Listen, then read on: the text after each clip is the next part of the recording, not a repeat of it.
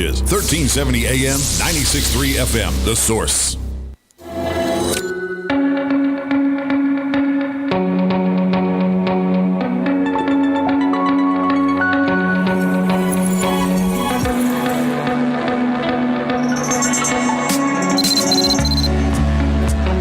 All right, 7 minutes after 11 o'clock. Thank you for tuning in. If you had told me before there was such a thing as social media, if you had told me that I'm going to know more about the people in my family because of this thing called social media, I would have said, why? I mean, how come I would know more? Why? I mean, I know my family pretty well. I'm pretty close with all my family. Well, I think one of the things that we see in social media is the work and the juggling of life and work that you ladies do. A good case in point is, do you know, when we were younger and there was no social media, you know, as men, we would see our wives. We knew what they were doing. We knew the work they were doing to raise the children and take care of the house. We knew it all. But we really didn't see it as clearly, I think, as I see it now. Like I see my nieces posting all the time on Facebook where they're doing this with the kids, that with the kids. You know, they show the funny / exhausting moments. You know what I mean? Those the funny / exhausting moments, and you say, oh my gosh, they put so much into it. And you know what happens for me?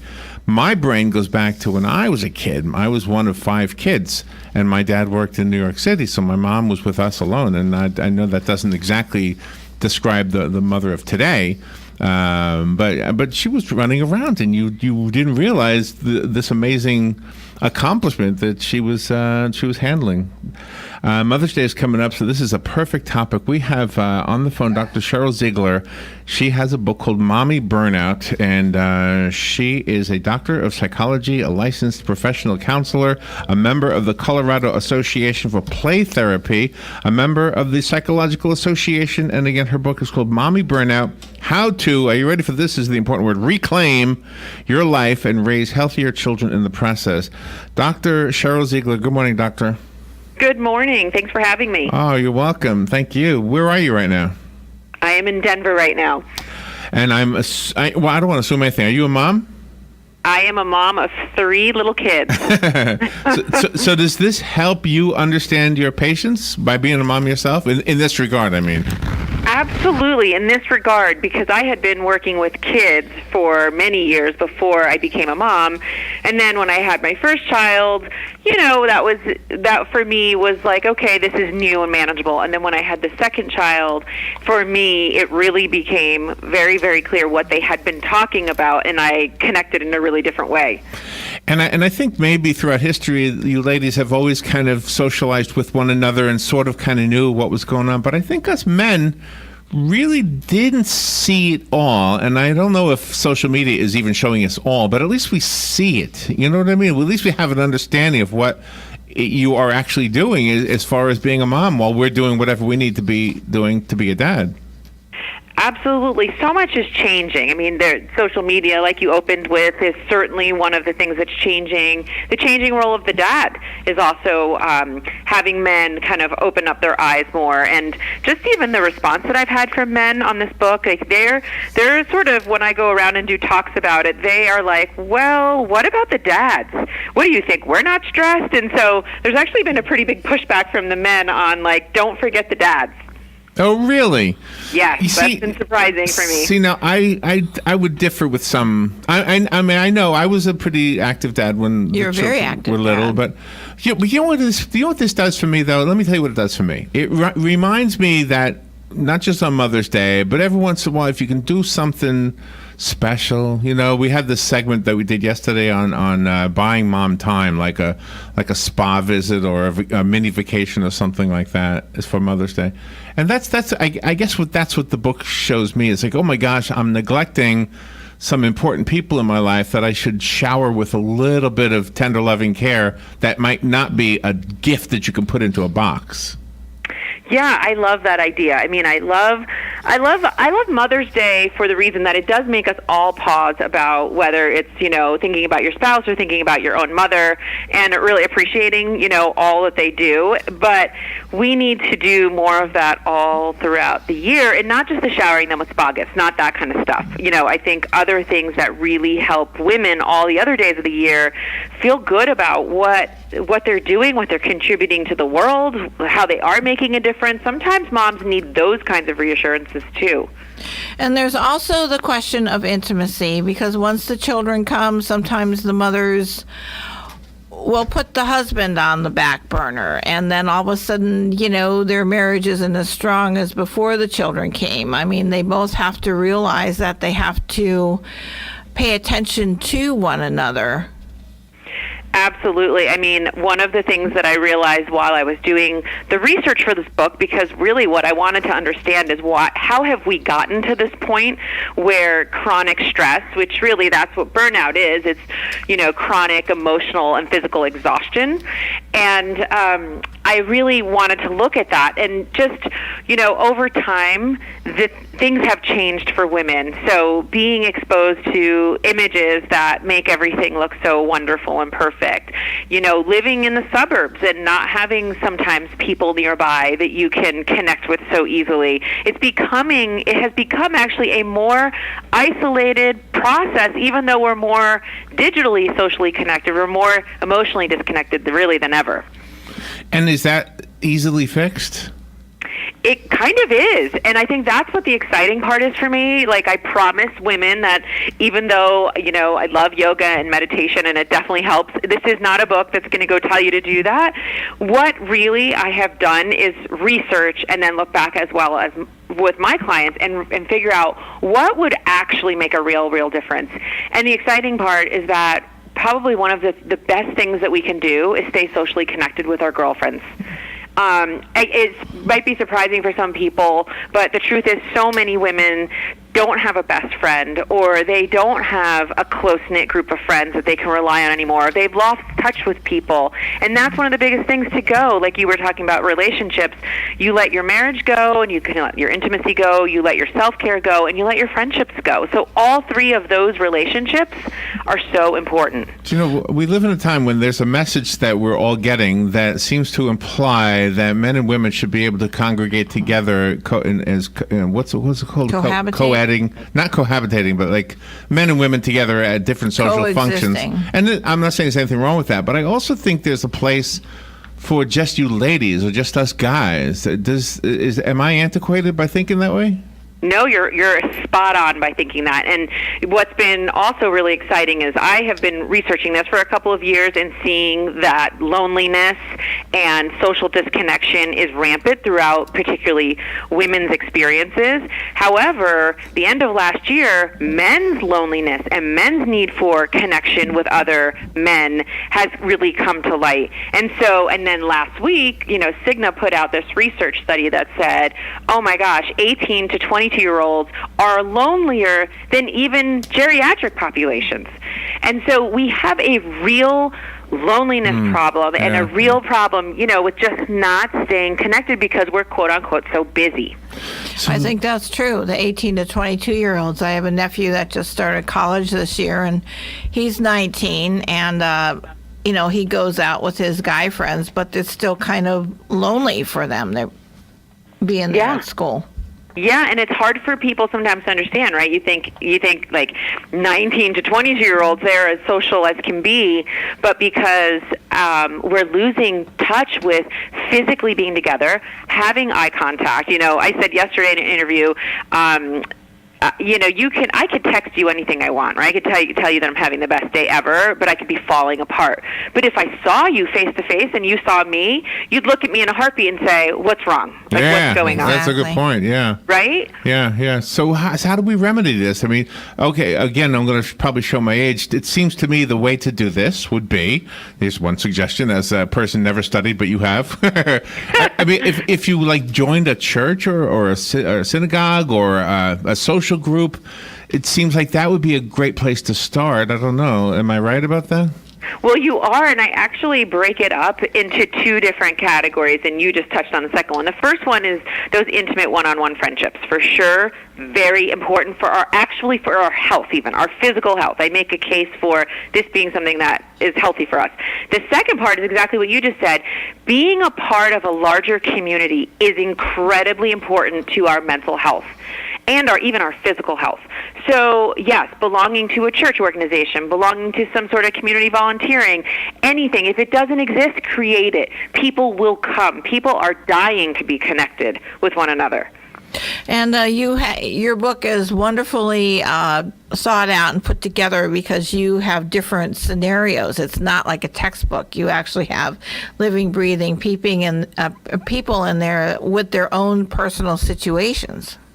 Yeah, I really based Mommy Burnout on the women that I see in my practice. I wanted it to be as authentic in that way as possible, to let people read this and go, oh my gosh, I'm so relieved I'm not alone.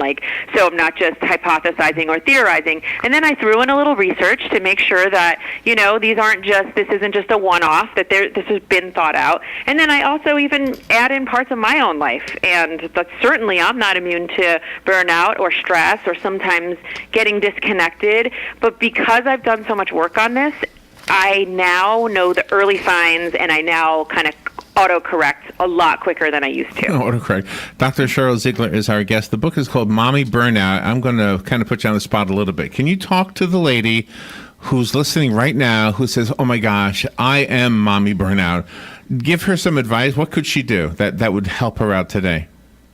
Well, the first thing I would probably say to her is you're not alone, and one of the ways that you've been overtending to your kids and focusing on them and losing sight of your own womanhood is where you need to start. So think of that analogy with that oxygen mask and put it on your face first before anybody else in your family, because you have to be living, breathing, and thriving for the rest of your family to be. And we have got that backwards now. We give to everyone else and everything else, and we put ourselves last. And that's why, in part, we're in the position in the mental health crisis, really, that we're in with anxiety and depression being rampant. That's really the first thing I'd say to her.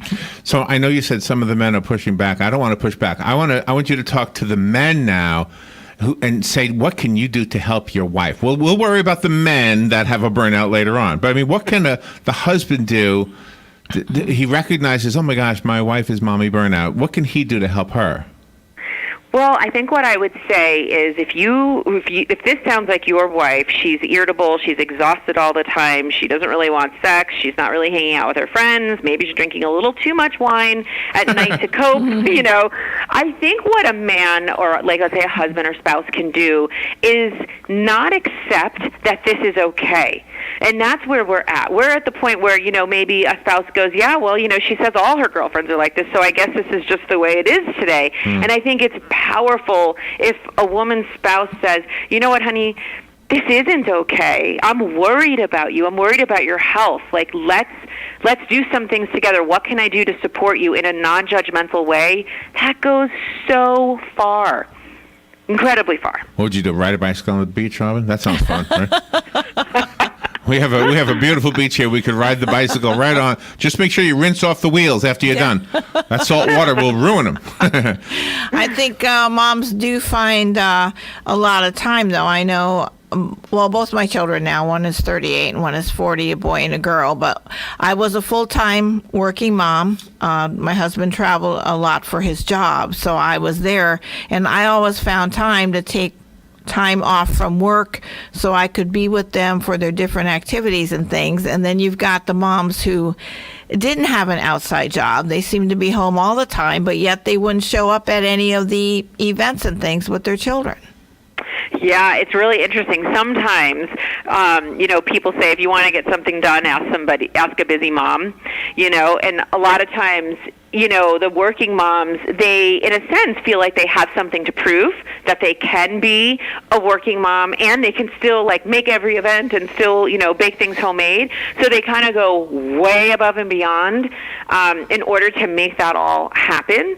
And then, I would say what's interesting is that the research shows that stay-at-home moms are actually the least happiest group of moms. And that has a lot to do with just not being sure sometimes what their purpose is, and really wanting to seek that out. And that's why the subtitle is Reclaiming Your Life, because I really believe and see it for myself that whether you are a working mom or a stay-at-home mom, the feelings that those groups of moms have are the same. Even though their days might look different and how they parent might look different, they really both struggle with, what am I doing? Is this it? Is there anything else? Is this all there is? So it's really interesting to see how much they have in common. Do you know what I wonder? I wonder what the future looks like. Like if right now you consider yourself mommy burnout, and give it, let the 20 years from now, when all of this is photographs in a book or photographs on a website or whatever it might be at that point. I wonder if you look back at today and you say, oh my gosh, those were the best days of my life. That's how I feel as a dad. I feel like when looking back, my son's going to be 32. I feel like when he was little and I was running around all the time, and his mom was too, it's one of those things where you say, oh my gosh, I remember it was so hectic, but gosh, I kind of miss that a lot. There's an irony there, isn't there? There is, and I would definitely agree that certainly parents who I talk to whose children are older or, even in college, they look back with, like we all do, with great warmth. And they think about that time. I think we all do that. We do that with our own childhoods, too. However, what is a little bit different is that right now we really do have a mental health crisis, and we have, about 20% of kids being diagnosed with a mental health disorder. We have 13 million women being diagnosed with depression. So there's a little bit of a difference in that it's not just stress. So burnout, and then obviously a mental health condition, is chronic stress. So I think there's a point if we don't change things, that two things are going to happen. They're going to look back and realize that maybe parenthood wasn't all that fun, and they missed out, and there might be some remorse there. That's one part of it. I think the other part is that what the last chapter of Mommy Burnout says is, my child burned out too. And so what's happening to our kids who are being raised by really stressed out moms? So I think there's a risk there that maybe we won't look back and say those were the best years. I think that we will look back and say, I wish I could have that time back, but hopefully not because you regret some things. And that's really part of my mission, is to have legacy be something that moms feel good about, that they have lived the legacy that they want to leave for their kids. You have examples in your book about the women that are different ages that have had their children. Some have had them when they're over 40, and they have different feelings than those that had them when they were in their 20s. Absolutely. I think it's always so interesting, even for myself, when I look around. I still have one child that's in preschool right now, and I'm raising him side by side with women who are 10 years younger than me, and so there's so much difference now. There's, you can have a child at 24 or 44. And so there's a lot to be said. They're very different paths. That's another thing. So there's a lot of diversity in the moms that are raising children side by side today, right? The 44-year-old has had her full career. She's probably been working for 20 years. Maybe she has an advanced degree, all of that. The younger mom is like, oh, I'm just starting off life. And so they're just in really different places with what their values are, what their priorities are. Even generationally, they can be in different generations, raising kids that are the same age, which is really very interesting. The book is called Mommy Burnout, and I think it'll serve all of us. It'll serve you if you are Mommy Burnout. It'll help you have some ideas, get some ideas on what you might be able to do to kind of fix that problem, and not, you don't want to be depressed. You don't want psychological issues that build upon each other. And if you're the husband of somebody who is a mommy burnout, it'll give you some ideas. But you know what? It'll also give you ideas if you're the child. If I would say the adult child. Your mom must have been burnt out at one time when she was raising you. Mother's Day. Oh my gosh, what a perfect timing for the book to come out. I don't know if that was by design or not, but it's a great time. I have a copy of Dr. Ziegler's book, Mommy Burnout. Call me if you want the copy that was sent to me. The rest of us have to go buy it. I found it on Amazon, and you're doing really well. By the way, 22 reviews, all 5 stars. Can't beat that. And it's number 19 right now in children's studies. So that's very, very good. Do you have a website you would recommend? Sure, I've got mommyburnout.com. People can take a look there. All right, that's easy enough. Good for you for the easy to remember website. Yeah. And you also have in there that you have to be a parent to your child. But then once that child grows up and they start having children of their own, it's okay to be friends in that regard. Yeah, your relationship shifts, and I think we have to look forward to all those different ages and stages. But one thing I do say to moms is it's always challenging, though. There's a challenge in every single stage. Even moms I talk to who have kids in their 30s, they're like, well, there's just different challenges now. But there's always, you never stop being a parent, really, I'll say, for both mothers and fathers. That just doesn't end. And I'm sure everybody can relate to this. We know some people who are actually being mommy and daddy to their grandchildren. Yep. And so they've already done it, and now they're doing it again for one reason or another. And so, God bless them. Yeah, absolutely. Absolutely. We have a family member, a close family member in that position as well. And of course, she's raising this child very, very, very differently than she did her other two. And, there's wisdom all around. That's the other thing I'll say as the last closing thought is one of the things that I learned is not every mom that you meet has to become your absolute best friend. Be very open that women can be in your life for many different reasons. They could be older, younger. You're there to learn from them. You're there to teach them. They're a neighbor. They can be helpful. That was something really huge for me. Just be really open that as a mom, I think you need a lot of different types of friends in your life. Yeah. Dr. Cheryl Ziegler, thank you for what you've chosen to do with your life. You're making other people's lives better with your wisdom and your ability to explain, as you do in the book, Mommy Burnout. Thank you, Dr. Ziegler. Thank you for being on the show with us today. Thanks so much for having me. You're welcome. We'll be right back. Thanks. Bye-bye.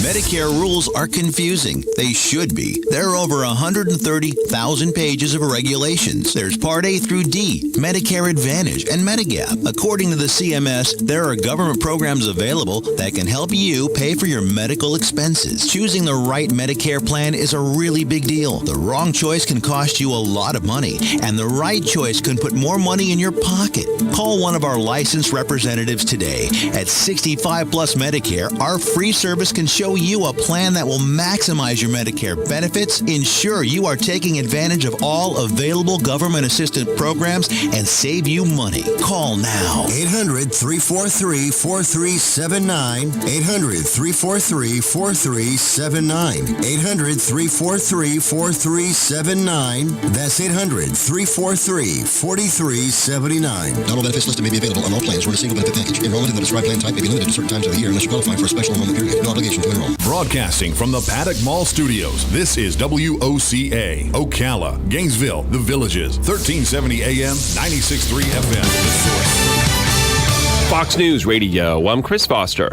On their way back to the United States right now, 3 Korean Americans who'd been held prisoner in North Korea. Fox's John Roberts reports. They are Kim Dong-chul, Kim Hak-song, and Kim Song-duk, also goes by the name Tony Kim. The last two taught at the foreign-funded Pyongyang University of Science and Technology. Kim Dong-chul was a businessman who was accused of spying by North Korea and sentenced to 10 years hard labor. He was detained in 2015, the others last year. They're all flying back with Secretary of State Mike Pompeo. There's a confirmation hearing today for Gina Haspel, President Trump's nominee to replace Pompeo as CIA director. She says the agency's learned tough lessons from its harsh interrogation tactics on terror suspects after 9/11. Under my leadership, on my watch, CIA will not restart a detention and interrogation program. Fox News. We report, you decide.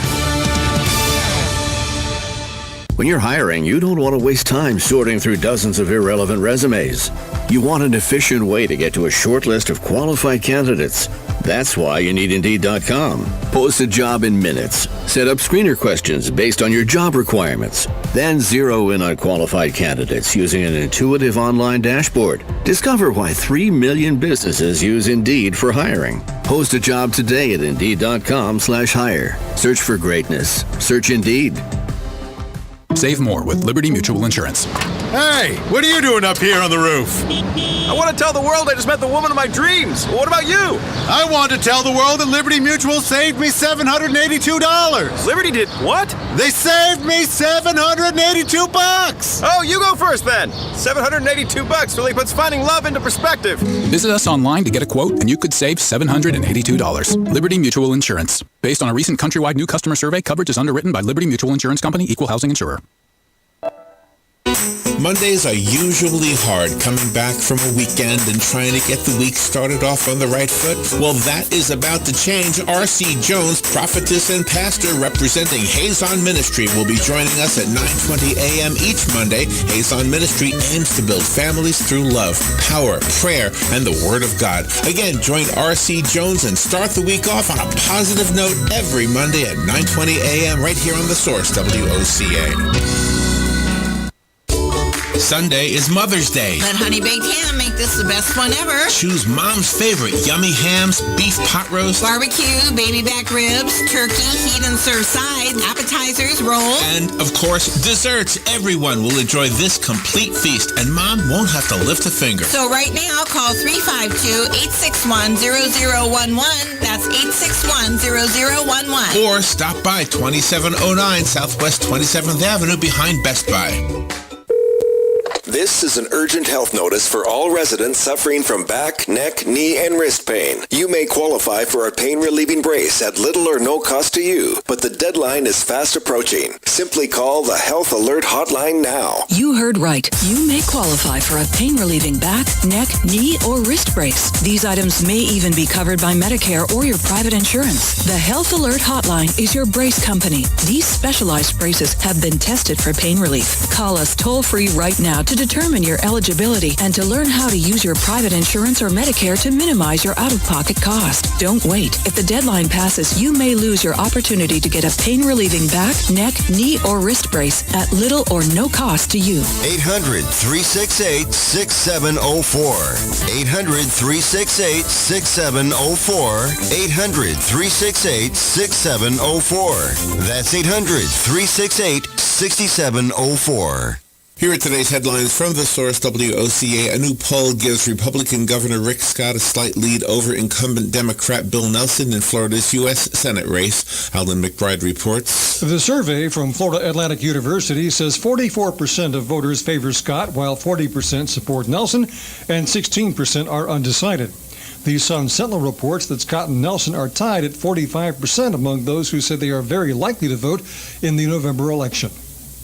The Gainesville man was killed by the victim he attempted to rob, who had a concealed carry weapon on him. Gainesville police say they received the call to a shooting Monday morning in northwest Gainesville. Officers say the victim was coming home from a movie theater with family members, and while they were parked, Akeem Bennett approached them with a handgun in an attempt to rob them. The victim, who holds a concealed carry permit, took out his gun and shot Bennett in self-defense. One of the bullets struck Bennett, but he was able to get away in his car with another person driving. The victim informed 911 about the incident, and they later found Bennett dead.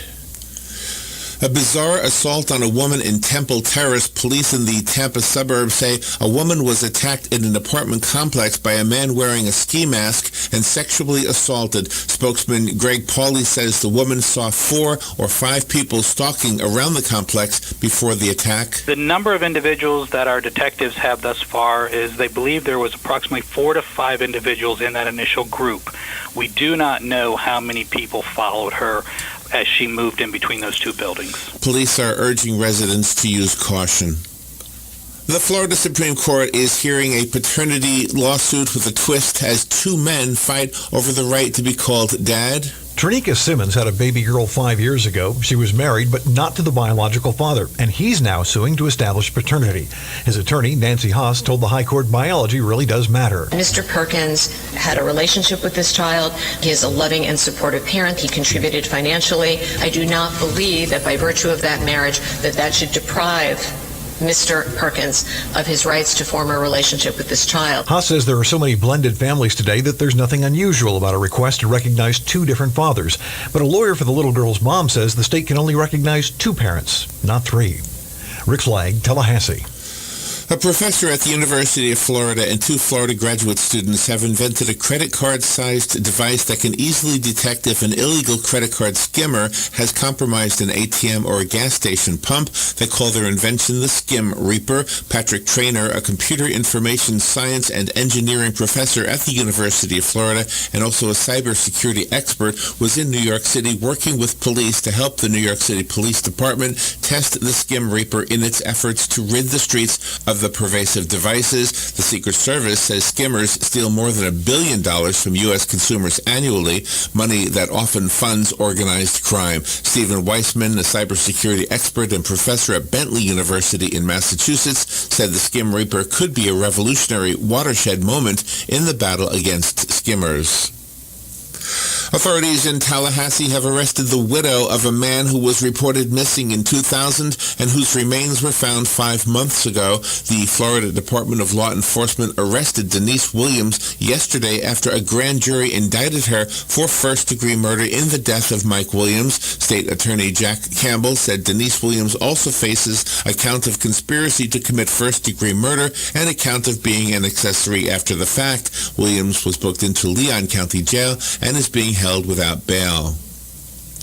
A body was found burning on a mattress underneath an overpass on I-4 early this morning, Orlando police have said. The Orlando Fire Department received a call just before 12:30 a.m. about a fire near I-4 at the Colonial Drive exit. Firefighters found a mattress on fire and then discovered the body. The medical examiner was at the scene investigating. Crime scene investigators are working to determine whether the person's death was accidental. The victim has not been identified. Authorities say the area is known as a homeless camp.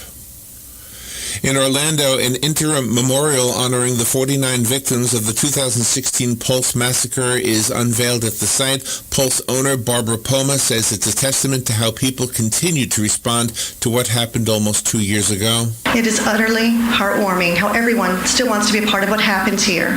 The people of Orlando, they love their city, they love their people. We are family. Meanwhile, the One Pulse Foundation continues working on the permanent memorial and museum.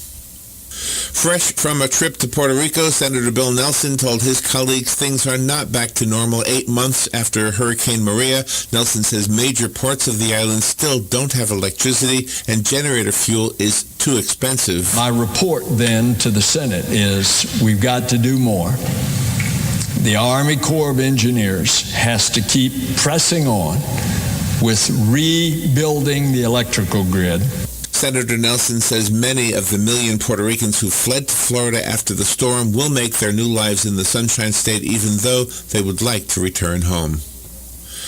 The Walt Disney Company's theme park division posted increased revenue and attendance in the second quarter of 2018. The company announced yesterday revenue increased 13% to $4.9 billion. Attendance at the company's U.S. theme parks rose 5% in the quarter, with most of the growth coming from Walt Disney World. Most of that increase was due in part to the timing of the Easter holiday, which fell during the final week of the quarter. Higher operating income at the parks was due to increased guest spending, according to Disney. Disney World raised prices for tickets, annual passes, and parking in February. Overall, the company posted $14.5 billion in revenue with a net income of $2.9 billion. And those are the headlines from The Source, WOCA 96.3 FM and 1370 AM. The weather is brought to you by myfwc.com. Safe boating is no accident. On this Wednesday, mostly sunny and beautiful. High 81 at the coast, 89 inland. Clear to partly cloudy Wednesday night. Lows generally in the 60s. It'll be pleasant Thursday with a mix of sun and clouds. High 83 at the coast, 90 inland. For Friday, times of sun and clouds. High 86 at the coast, but 93 inland. From the Florida Weather Center, I'm meteorologist Joe Lundberg. You know how frogs are so hoppy? It's because they don't smoke or have COPD, otherwise they would be flip-floppy. If you want to quit smoking to prevent yourself from croaking, come to A Better You for a good acupuncture poking. Call me, Dr. Erica Olstein, with A Better You Healthcare to stop smoking today at 352-615-5566. 352-615-5566. It's time to rethink what you know about clean American propane and what it can do for your operation. Want efficient, reliable power independent of the grid? Propane can do that. Power for EPA-compliant engines without all the extra fluids and filters? Propane can do that.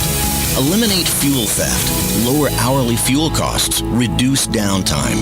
Propane can do all of that. Discover all the things propane can do on your farm at propanecandothat.com. How to save those tomato seeds for next year's garden. That's coming up on This Land of Ours. Load it, haul it, dump it, mow it. AgPro will get you equipped for anything this month with a John Deere 1025R tractor plus loader and middle buster. For a limited time, you can get it all for just $14,499. Learn more at agproco.com. Offer in 6/4/18. Prices and model availability may vary by dealer. Some restrictions apply. Other special rates and terms may be available. See your dealer for details and other financing options available at participating locations. A toast to soil health. More and more landowners and their farmers are celebrating healthy soil for good reason. Because farmers who use soil health building practices like no-till and cover crops and who use diverse species and rotations report greater farm productivity, profitability, and resiliency. So here's to your soil's health. Contact your local USDA Natural Resources Conservation Service office today and learn how to unlock the secrets in your soil. This message brought to you by USDA and this radio station. If you've never done it before or want to try your luck at it next year, here's how to save tomato seeds and turn them into next year's harvest. First, pick your tomato variety or varieties. It's important to use high-quality tomatoes. Next, cut the tomatoes in half, top to bottom, and squeeze the seeds and the pulp into a jar. Allow the fermentation process to begin, up to 4 days, and expect some white mold to grow during the process. After about 4 days, add water and watch. Immature seeds will float and viable ones will sink. Rinse the seeds and dry thoroughly using a coffee filter or a paper plate. Place near a fan to speed up the process. When seeds crack easily, then it's time to pack them away in an airtight container and place them in a cool, dry, dark spot until next year, when it's time to plant the seedlings for next year's offerings. I'm Kathy Isom, Southeast AgNet. Gene Powell Pasture Mowing, 352-629-2440. Our tractor services include bush hog, disking, front-end loader, box blade, and stump grinding. We also have zero-turn mowers for the smaller paddocks, aisleways, fence rows, and lawn care. Fence row spraying is also available for weed control. We are licensed and insured. Gene Powell Pasture Mowing, 352-629-2440, or online at powellgene, Gene, at yahoo.com. Gene Powell Pasture Mowing. Gene is a proud United States veteran.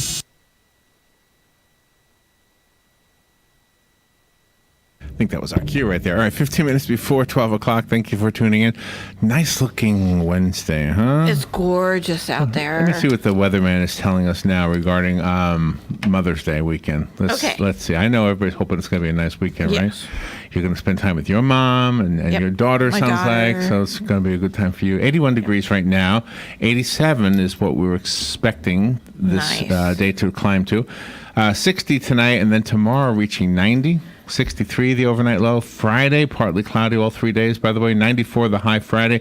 Now the forecast is calling for rain on Saturday. And Sunday, Mother's Day, looks like a 47% chance of rain. So okay.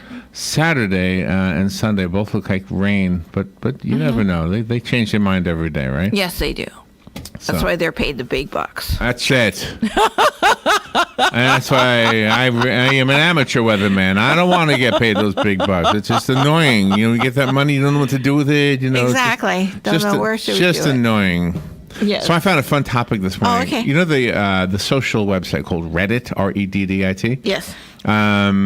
They were asking Americans, when I say they, this is the European Reddit, let me just clarify. Oh, okay. So there's people in Europe, I guess, that use Reddit were curious how we felt about the different states. There's a little bit of a fascination with the 50-state concept, I think.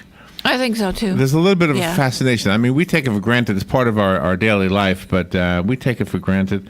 And let me crank up this thing here before we do this. You just chat a